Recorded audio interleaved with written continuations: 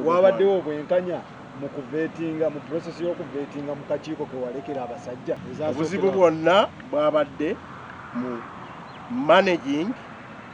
results, transmission of results ne final declaration. Kino kitegeeza kiri gye nze oli ambuulye kuba ebibuuzo baali batubuuza byebimu ebya vetting. Mwami Lubega swageno wagitandikirawa ambuulire mwaba baali badde besimbyewo ku mukaaku ani asinze. Omwami Lubega mwami Kyagulanyi omuyambi otya n'okumukwata ku mukono gulale omuntu ambuulire eyasobodde okunsingamu ekyo mbulya mu vetting we bambuuliza nti oyina okusoma kukwenkana ne mbaga nina diguri 4 ate nga bannange bonna balina diguri emu abamu ababiri balina diploma kati oli aŋŋambe era oli yakusinzaawo bwe binaabanga byampunanga ebyabadde mu bya Jose Chameleone ndowooza awabeerawo obuzibu era tuteeka okubaako kye tutereeza ku struggle nga bwe kubanga ebya Jose Chameleone bamubuuza eddiini yo sewe mwami Mayanja eddiini yo gwa n'agamba nti okusinza ku report score card gye batwadde n'agamba nti ndi mukatoliki ne bamuwa 3 ne babuuza omulala eddiini yo n'agamba nti nzi musiraamu ye ne bamuwa 8. Amanya yenze Farouk tuli mu maka g'omukulu Joseph Mayanja nga wano wendi ndi ne Samuel Lubega Mukaaku esimbyewo MB Lubaga South. Mukama wange nsanso kulaba nange bwendi olugambo otya ojja kuongeza ku ddoboozi tukoche ebbugumu olirabe lirimuka ebbugumu lingi nyanze Samuel Walter Mukaaku Lubega yandabako nga nesimbyewo mu 2011 ku bwa president nkwebaza neyampa akalulu n'atasobola kwolwo naye ng'ate okimanyi bulungi nti omu ku ba presidential material gwe wasuubwa njagala okwebaza bannaffe bannalubaga South bo ketonye kekoleki abamaze dde okubuuka embeera ne bamanya nti ono ye mubaka waffe gwe twagala akaddako. Samu njagala abantu bavuge mpola mpola waliko mu kalulu ka bwa pulezidenti ekintu wakiraba otya? Akalu ko bwa president definitely yagalagaana kasatu general election kasiteeba mu ggwanga ye single most important activity eri obulamu bw'eggwanga mu byobufuzi mu mbeera z'abantu mu byenfuna ne population dynamics oba migration esobola okubeerawo. So tewaliiwo kintu kirala kyonna kisinga that general election. Era kati olwaleero Uganda esalawo tuli test mu kalulu ako akobwa president najja mu kiseera ekyo nga nze njogera nti tutuuse mu mbeera ey'okuddamu okunyuula eggwanga. Manifesto gye nakola yali ya liberational agenda naye ng'eyita mu kalulu akaki akakube ku bibiina n'abaki n'abantu bangi bagisiima nti yali nungi n'abavugadde bagisiima naye ate balowooza nti bagitegeera ebigendererwa gyeyagala okukola ki okukoma. Olwaleero ndi musanyufu nti bwe ŋŋenze nga njinyonnyola abantu ab'enjawulo naddayo ne mu diaspora ne mbanyonnyola baga no kati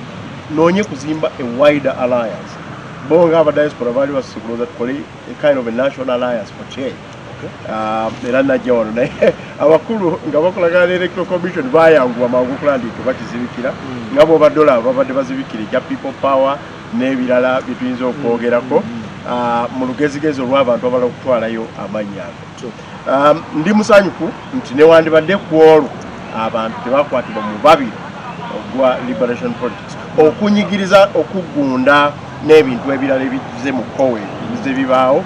bibatuusizza okugamba nti tusaanidde amaanyi g'abantu gawulirwe abantu abanyigiriziddwa okumala ebbanga baveeyo bawemukire ababakoze eki ababanyigiriza muki banyigiriziddwa mu mbeera y'obwannakyemalira obutamanya ŋŋamba owulidde banyigiriziddwa mu fugabbi misrule misrule and misgovernance okukuba kunyigirizibwa mu ngeri y'okufuga ng'ekibiina n'omuntu abafuga babafutubaddeko obufutubazi si mu ngeri ya kwagala naye nga ebintu bingi ebibatuukako nga bawulira tebabyagadde. Sessola ayitiridde, obusosoze mu mawanga, ensimbi ezinaabuse, economy egudde, omusolo gubayitiriddeko gubaleberera wano, tebakyasobola kwewola sente ne zitabayita mu nnyinda amagoba. Social infrastructure egenze, physical infrastructure ekoze eki egenze, n'enguudo zetugamba nti tuzizimba. Oluguudo lwa Uganda lwe lusinga okuba most expensive mu nsi yonna, so nga si bwe lusinza okuba olulungi. Abantu babbibwa, abantu bakusasula sente zino. Debt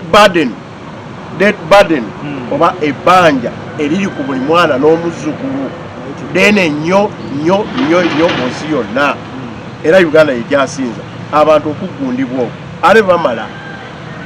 babagamba nti babeeko bye boogera ku bye baagala, oba oli member wa parliament emiggo bajja gikukuba. Ojja kuteesanga otunula wano ku kibegabega kuba bagitaani SFC bayingidde mu parliament. Bwe bagamba nti bakole ebibiina olufuluma wabweru w'omulyango gw'ekibiina, miggo ya gaasi ani abikuba, poliisi eyandibadde kukuuma, amagye n'abalala bali muleya, mundu ziringa mundu. Okugundibwa okwo bwe bagamba nti kabafune ba candidates oba presidential candidates oba member wa parliament oba kiki, tebasobola kukola consultations. Ebyokulonda vulugu ajjudde omutaka butaka, okugujulagujula mu constituencies. Ebintu ebyo byonna tebinyumisa tebiwoomesa nakabululu. Naye nga kwotadde n'obubbi bw'obululu obususse, ettemu erisusse, abantu bafiira mbululu, abantu n'okufa ekifa mukoko zibere pandemics ezize. Oli nagamba nti tuliwo okulaba nti abantu baffe tebafa COVID-19, tebafa AIDS, tebafa naye ate n'oleka endwadde endala nezisanga bwe zaagala. Ne COVID-19 yennyininyini mu kumuggalira anooba nga ate abantu bennyininyini bafudde enjala, bafudde obutasobola, ne COVID oba-exposinzeeko. Bw'oba kuba tiyagasi tolowoozaayo nti basobola bw'obateeka awamu bajja kufa, kubanga masks n'ebirala. Bw'oleeta okulonda bwekuba ku NRM oteeka okubagunda, n'obagunda kusimba mu migongo, tewaliwo SOPs nga kati zonkoledde wano. So embeera eyo yonna yeetaaga kuddamu kununula ggwanga, okuliddabulula n'okuliddinganya. Manifesto yo nga ojja mu campaign za General Zirezo ga President yali kiriya, bannayuganda lwaki tebakuba attention? Abantu babaako endowooza gye baba nayo mu kiseera. Waliwo omwami bamutejje FKN y'omu ku bakyabadde ne manifesto esinga obulungi wa Amerika, naye ne bwe yamala n'ayitawo bamutemula. Tebategeera muntu gwe baali naye. Abamerika bakijjukira luvannyuma nti yali president wa Amerika w'ebyafaayo. Waliwo Sankara yajja n'alwana olutalo n'abeera president akyasinze. Abantu be yali nabo, tiimu gye yali nayo, abantu baali bamutegedde naye tiimu gye yali nayo yamutegeera, era bamala ne bamutemula. So bannayuganda mu kiseera ekyo waliwo tulinawo Ben Kiwanuka. Ben Kiwanuka oyo nze ye icon wange mu byobufuzi, ye role model. Naye njagala kutegeeza abantu tebategeera Ben mu kiseera ekyo, era abagamba nti muligenda okuntegeera nga n'amalaalo gange temugamanyiwe gali. So mu kiseera ekyo tebantegeera, kati lwe bategeera mukaaku, kati ensi lwetegedde mukaaku nti ye ebyobufuzi bye si bya mwoyo gwa lubuto, si bya mwoyo gwa nsimbi, bya mwoyo gwa ggwanga. Ate bwe tuzze mbululu buno obubaddewo nga sente etologanga amazzi, ekyaddondo wano kumbi biliyoni zaali 3 si musaale nakulembera akalulu ako nakaduumira Katonda nanyamba nenkawangu sente biliyoni ne biliyoni zaali zitambula, nze ne mwami Sempeeko meya wa Kyaddondo East olwaleero, era kati avuganya kuba MP. Twakulembera akalulu ako bangi, era bitwali twogerako nga abamu basooka obutagala bitegeeza nadamu bapolitika elite oyogere ku mwami Besigye nga tabitegeera butegeezi, njogere ku bannange bamwami Lukwago namboze nga tibadde bakukitegeera. Ne mbagamba bannayiffe tugenze, mwami Mao wange teyakitegeera, owulidde. Naye bwe twagenda olwaleero abantu bali happy. Okugaana okulya biliyoni 3.5 ezaali awo ku mmeeza, osobola okugyamu 4, osobola okugyamu 5 ezaali ku mmeeza, twagaana. Naye ensi netujajinga nga kiwedde nti kyali kirungi ogenda mu kalulu ako n'okuleetera Kyaddondo, si kubaleetera mu nnyumba ya mubaka wa parliament, ne lwaki tula oba State House okugitwala ekyaddogo olwali abantu batandise okulengera ewa Mwiru bwe kyali bakuba sekretarieti yange yonna ne bagi abantu 48 ne batwala na Lufeenya ne batwala na Galama ne batwala wano ku Summit View twamala tetubalina twakola kalulu Mwiru olwali is one of the best performing MPs nabagamba nga mumpe MP Mwiru wa presidential material nabagamba nga mumpe Asumani basalwa wa presidential material ne batutamu omwana oli Asumani waliendo kalukali kamusai sente yali etologa bwe kyatuka ku Arua yeri aliwo zone President Museveni nga ayagala okuyimiriza wave eyo yayimiriza mu by-elections ezaali omunana mu madistrict agenjawulo nagambye ezo tezikyabaddewo naye mu Arua mwe yali alooza nti mwagiyimiriza bakuba abantu bakwata abantu 1,300 babamenya amagulu ba Bobi Wine ba Zaake n'abalala bajja oluvannyuma nga tumaze okugusa akalwako naye kyenjagadde okutegeeza abatulaba nti biliyoni ne biliyoni ezaali mu kalulwako kubanga ye Brian White bamuwa biliyoni 12.5 trillion record Kiperu bamuwa biliyoni 3.5 mwami Mulindwa biliyoni 4.5 Mulindwa omwogezi wano ne basibako buli hoteli mu Arua emmamba zavaayo amagye gavaayo poliisi zavaayo grenades zayaka amasasi agali live gaya abaapa mu makumi n'abamu teboogerwa n'olwaleero ninjagala kubulya ku biliyoni ezo twagamba nti ekikulu kugusa lubimbi lwa bunonuzi awe lwalugukira twatusobola okuddayo kupapa baali basigaddewo abananze Sula Kidandala ne Katab Moses ne munange mwami Mutema Derrick ne Sebufu gwe twanunula ne bano bamukulu Nyanzi betwabba obubbi mu manyo g'empologoma njagala kubulya twatusobola bulungi okwewogomako wabbali edugamba ndi kukasente ako Brian White ne mwami Museveni yaliyo ngandikuweyo biliyoni zaffe ezimala tukiveemu naye bw'okola bw'otyo musukulu bawala bange banagamba ki mutabani wange anagamba ki ekyo kyekitutwala kyekituwa essanyu ne mu Lubaga South olwaleero mu People Power ndi happy ne contribution gyenkola so struggle ate era ndi happy ne ba people engeri gye babuusa embeera yes kitegeeza struggle wagitandika before the struggle abantu bonna ababukidde struggle woli musaale mu struggle entonokeze tezikira kwakayakala owulidde naye eri omugga gye gufunye abantu kati ne bakutwala Nairo waava toyinza kakasa nti Nairo naye singa otuuka awali ebiyiriro otegerera ekitiibwa ky'omugga Nairo awali ebiyiriro revolution wetuuse tandise okukola ebiyiriro abantu webategerera ekitiibwa kya flow ya revolution naye eri mu ntandikwa tebiba byangu tebamanya musaayi gwe muyiye tebamanya ngabo biwundu bigiriko naye bagamba nti ngabo nzira ogirabira ku ki ku biwundu so boogere bitono aboogera nti omusajja struggle abuukidde embuukire biki naye mpozi kyoyinza okutwalamu nti sooka njagala okutegeeza abannayuganda buli revolution ebaawo ebeeramu ebigireetera embeteza buli revolution gyevaawo yulukati ne munda mbibiina kati olaba ebiri mu NRM n'emivuyo egimu gireetebwa n'abakulembeze bennyini ab'okutoka alaba NRM gyo bwetegesa akalulu pulezidenti n'avaayo ku dakiika esembayo bategese voters membership registers kiki naga ndi buli muntu ajja kuba awo omuvuyo ne guyiira asobola okuba omukulembeze naye nga yavuddeko basobola okuba bakulembeze banne basobola okubeera abagoberezi n'abalala abakozi ba revolution nga bagivuddemu wano ku Kayiira Museveni n'abalala walingawo okwekuba Kayiira Museveni ne bajja balumba olubiri bagambe tulumbye omulala n'asigala emabega ate omulala n'amulinda mu kkubo n'amukuba okumuggyako bino ebyo bibaawo naye kyenjagala mugume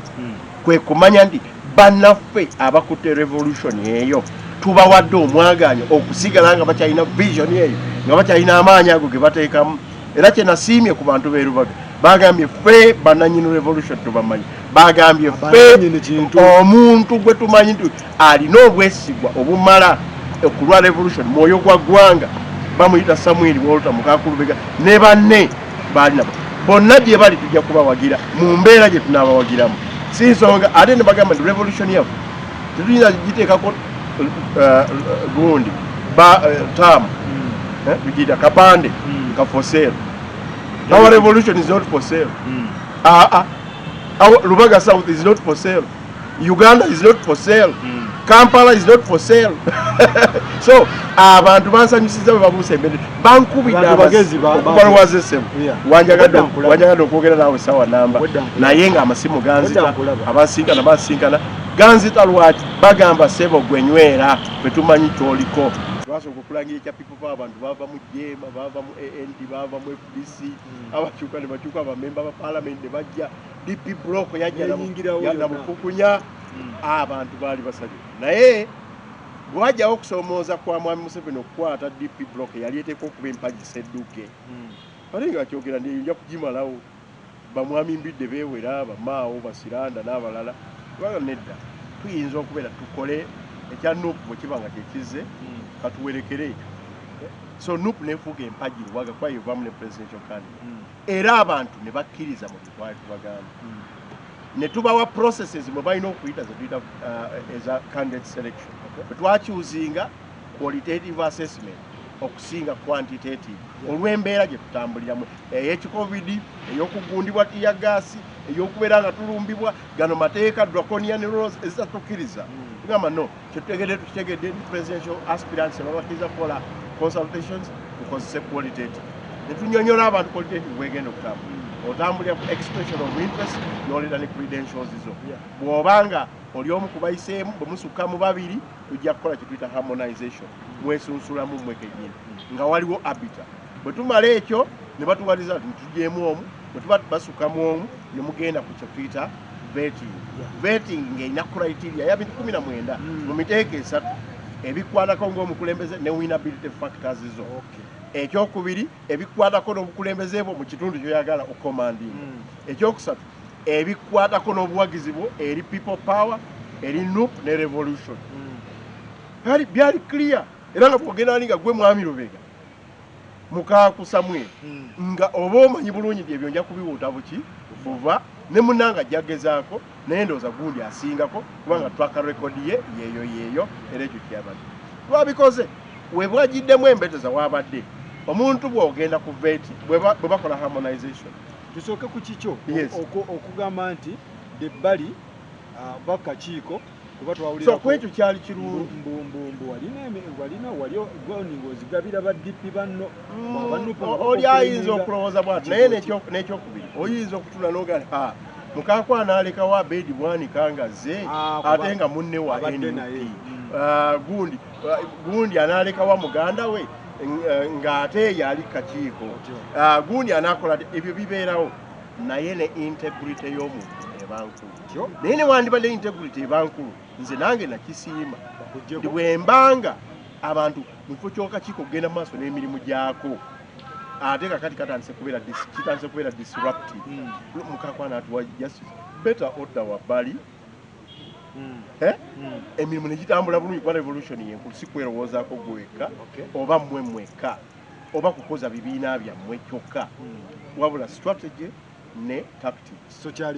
kyali fine strategically kyali fine tactics omutawaana wokka we gwali gulina okugira Mukaaku byalese abanze mu mazima n'oki n'obwenkanya tunaasigala nga tubikuumye ku integrity ye era gwe musaalaba kyekitala ekibadde ku kakiiko kange kenaleka n'abanziriira mu bigere era kyekibadde ku bukulembeze bwaki bwa NUP ne president wa NUP omukulu Kyagulanyi Ssentamu kati olwaliro bwe tugenzeeko abantu basanyukira nemagamba Mukaaku kyeyaleka kyetugenda nakyo you express interest n'olaga credentials zo bw'omala harmonization process kalinge waffe mu Lubaga zaakolebwa abantu ne bagamba Mukaaku ffe n'abeesimbyewo atusinzeeko okujjawo Mwami Aloysius MP Lubaga yakkiriza ye yagezaako ate oluvannyuma gandi nkibaddemu naye ate nze nja kulinda Lubongoya kyanaagamba akati kubanga nze ne tiketi byabadde ayogera ku mikutu nze ne tiketi nagigula dda bateeka okusasula sente zange kati embeera eyo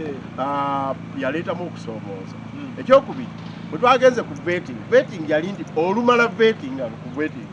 tukola nga international community bwekola ngoze ku international ku interview tukubulirawo sikowayo n'omanya naye kali kyekyazeemu basaba baveetinga ne babasaba results zonna tewali kuzoogera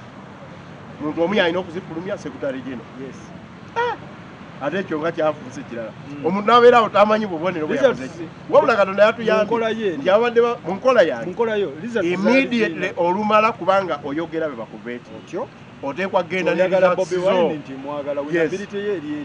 awo ne bagamba tukuwaddeko 5 wano tukuwaddeko 9 ne bazigattirawo ne bazikuwa ekibaddewo kati weeks 3 abantu tebafuna results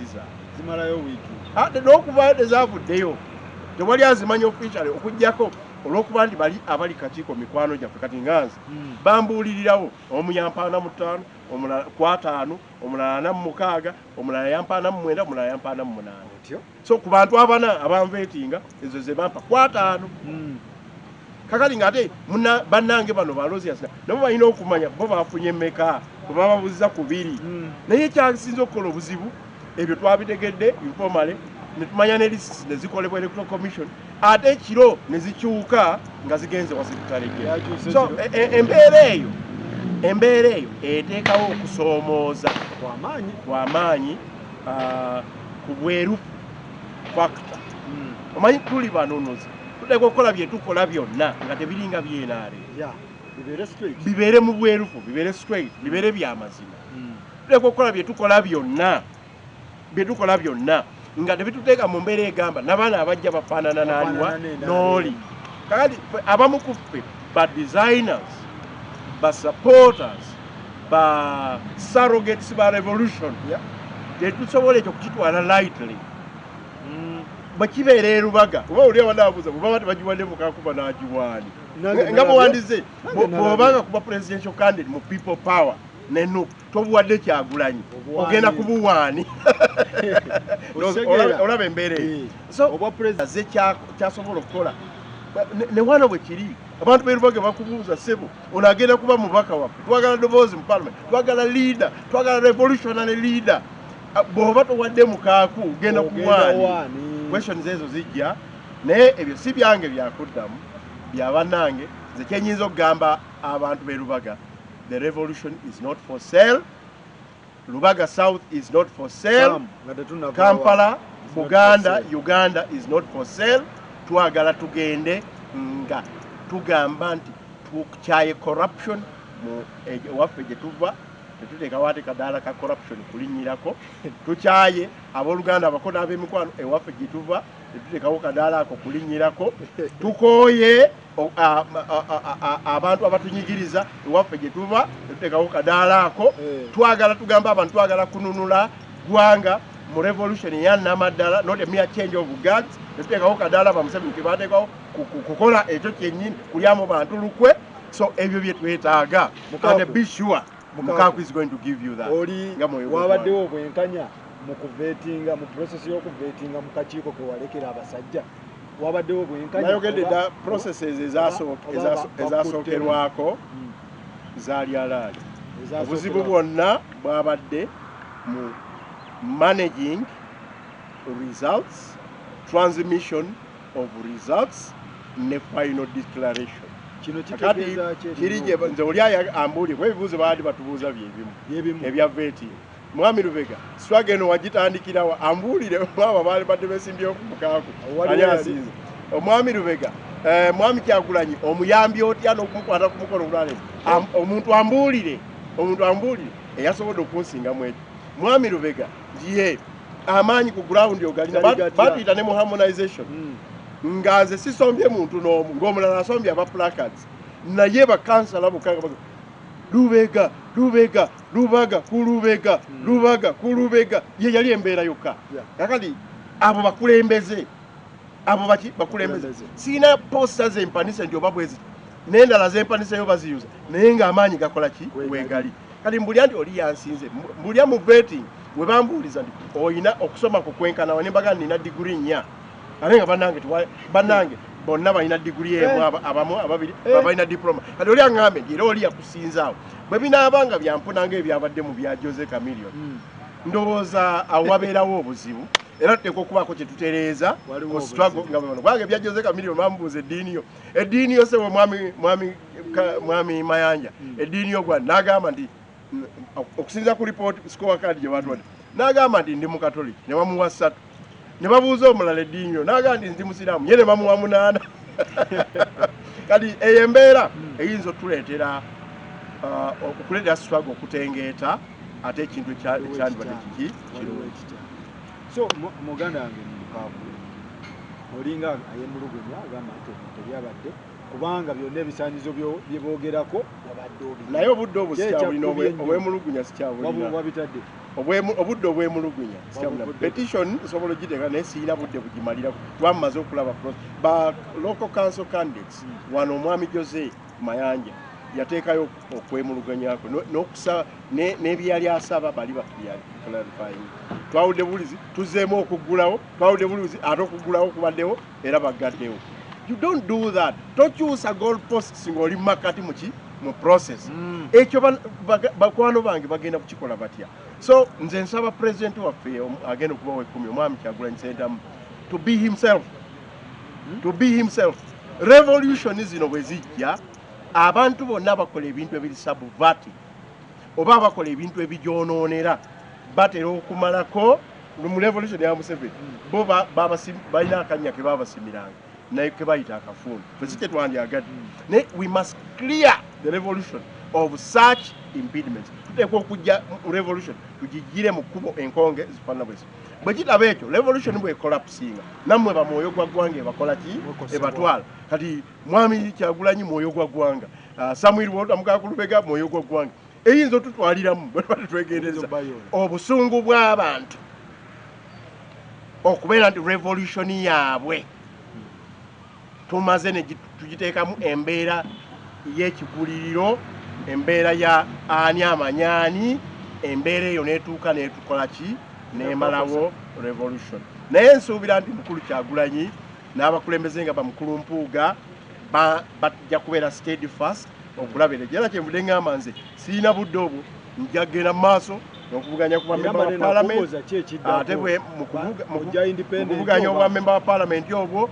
pulezidenti wange ye Kyagulanyi Robert Ssentamu ate vehicle yange ye people power akabonero ndi waddembe okukyuzinga ku independent oba okukyuzinga ku kibiina ekya DP block yembaddemu saagala kutagaatagana DP block ekyalina vehicles zaayo ze nali njagala ne mu kifo ky'okudda mu bino ebyabakira balama kutuba tutwala ku bibiina ebyo kutuba tukola ki webyaya bakibalama bitutadde nabya awazibu biseemu ka momentum naye katusubire nabyo tunabivuna so kati ogenda kujjanga independent teri kuzika ndowooza nze mu bibiina bya DP block omukago gwa DP omukago gwa DP abantu bakimanyi si ekibiina kya DP wabula omukago gwa DP gulina ebibiina ebyagulimu era fenna tubadde tugweredde mu kabonero kali akanu era mu revolution ya people power so people power n'omukago gwa DP bikyali rich okuyamba omuntu obutajja independent ate n'okulaba nti tuggusa olutalo luno